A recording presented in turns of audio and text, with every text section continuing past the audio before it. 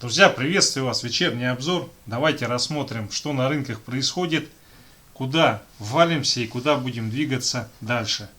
Так, ну давайте начнем. Baltic Dry, дневной таймфрейм. Он пытается падать, но пока не очень успешно. Успешно он будет падать, если 2000 пробьет и войдет в диапазон 1500-2000.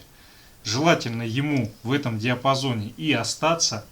Потому что если он там останется, это будет означать, что есть спрос на грузоперевозки, но нету обвала.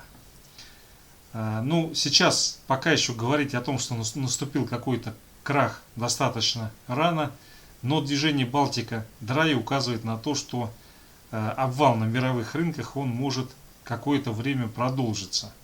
Но на самом деле, если посмотрите, как развивались события в том же 2008 году, там, как правило, все вот эти обвальные движения, они имели несколько этапов. Вот, соответственно, сейчас, можно сказать, первый этап, он завершен. И дальше будем ждать второго этапа, но, скорее всего, он будет осенью, потому что лето обычно период, когда все стихает и замирает. Ну, видимо, всех размарывает от жары. Так, друзья, далее DAX, немецкий индекс, он сегодня падает, но он в тренде со всеми остальными. И страшные фигуры здесь всякие рисуют, которые могут указывать на движение в район 13600. Но пока, я думаю, говорить об этом преждевременно. Если 14700 не пробьется, то все это приведет к набору позиций и движению вот в этом диапазоне. Вот, поэтому здесь сейчас смотрим, будет не будет тестирование 14750, 14700. Если не допадаем до этого значения, начнем в текущем диапазоне консолидироваться в районе 15130, то скорее всего этот обвал, он уже, можно сказать, и захлебнулся. Так, друзья, далее NASDAQ, дневной таймфрейм. Ну, по NASDAQ все отлично, потому что NASDAQ не пошел ниже вот этого сопротивления 13 тысяч.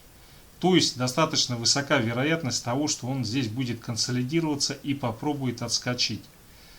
Здесь пока 13 тысяч не пробито, я думаю, ничего страшного не произойдет и ничего ему не грозит. Так, друзья, масса вопросов поступает по Озону. Дневной таймфрейм. Вчера Озон просто вообще, его разбомбили, можно сказать. Сегодня он отскакивает. Здесь какой есть интересный момент. Вот у него очень сильный уровень, который проходит на 3600. Ну, вот здесь вот в районе 3600. Вот этот вот отскок, который произошел, он, скорее всего, еще не закончился. Как минимум будет фаза движения, и цель этой фазы движения будет в районе 4150, вот куда-то сюда.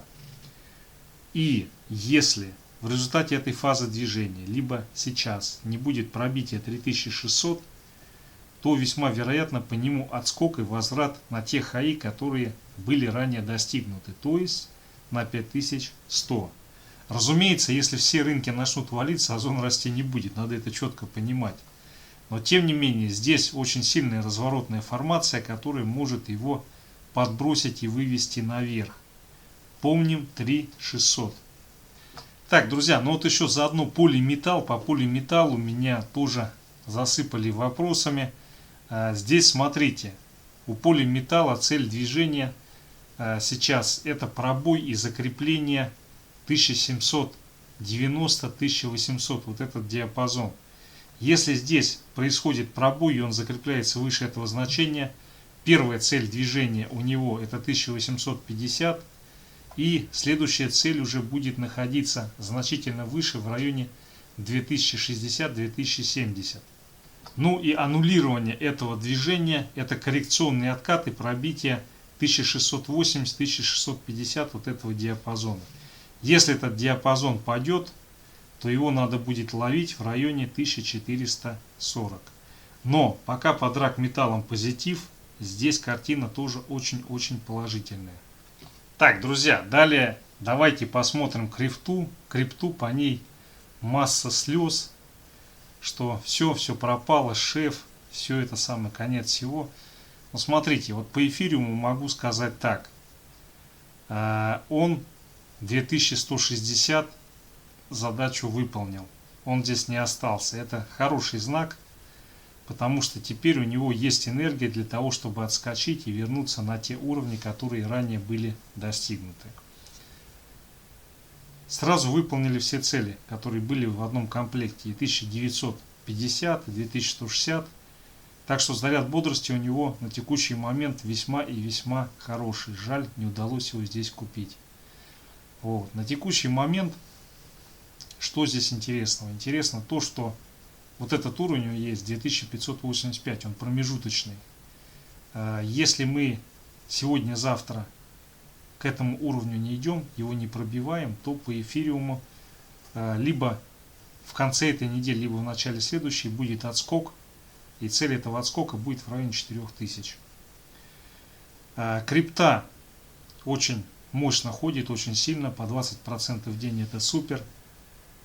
На мировых рынках рисуется по многим активам страшные формации, которые ведут в бездну.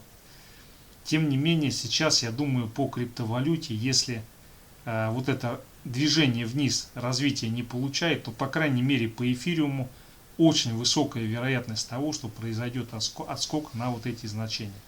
Опять же, друзья, с учетом того, что мы сходили на 2165 и даже пониже, я думаю, это придало ему заряд бодрости. Поэтому уровень 2585 на текущий момент, если он не пробивается, это будет очень хорошо. Ну а если он еще и в этот коридор вернется на этой неделе, то это вообще будет прекрасно. Так, друзья, далее S&P 500, SFD на фьючерс. Ну смотрите, сегодня 4080 уже потестили, пока не пробили. Очень важно, как будет закрытие. Если ниже 4080, то весьма вероятно, что следующая цель будет уже пробитие 4036. Ну и соответственно движение вот сюда, вот в район 3860-3890. Так, далее VIX. VIX сегодня в ударе выплеснулся наверх. Не стал оставаться вот в этой консолидации, которая в районе 20 находится. Но на самом деле очень критично, как сегодня будет закрытие. Если он все-таки откатится, ну хотя бы на 20,5 или на 20, то рынки завтра успокоятся. Если такого отката не будет, то здесь уже действительно sell in May and go away. Так, друзья, далее золото сразу ставлю часовик. Ну смотрите, 1886 сделали, даже немножко ее перешли. Теперь у нас по золоту стоит очень важная задача, которая заключается в том, что уровень 1880-1876 должен устоять. Если этот уровень не устоит, то по золоту мы возвращаемся, и цель движения будет находиться вот здесь вот на 1858. Как минимум мы возвращаемся вот сюда, вот в этот фрактал, ну или диапазон, или область, как угодно. Так, но сегодня вышли позитивные данные по нефти, но Иран всех напугал своим ярым стремлением быстро нарастить добычу нефти. Ну, быстро нефть он добычу не нарастит. Пузырь, который надули, хорошо так его спустили. Обращаю ваше внимание, 66,25. Не пускают.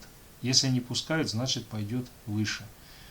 На текущий момент вот эта вся формация указывает на то, что весьма вероятно будет отскок. Первая это 68 цель, и вторая цель опять на 70.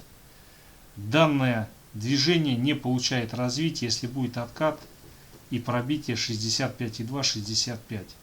Вот здесь уже, если ход событий будет таким образом разворачиваться, дальше можно будет ловить уже на 63,5 или 60. Тем не менее, здесь сейчас на текущий момент все условия на отскок, но надо четко понимать, что когда начинаются такие движения на рынках, то они очень часто приводят к тому, что нарушается равновесие, и в дальнейшем рано или поздно это дает о себе знать. Критерий, я думаю, здесь очень простой. Если крипта не восстановится, не продолжит рост, то скорее всего действительно вот это движение, которое сейчас пошло, оно приведет к тому, что же самое ближайшее время будет обвал. Почему именно крипта? На текущий момент времени крипта стала опережающим индикатором.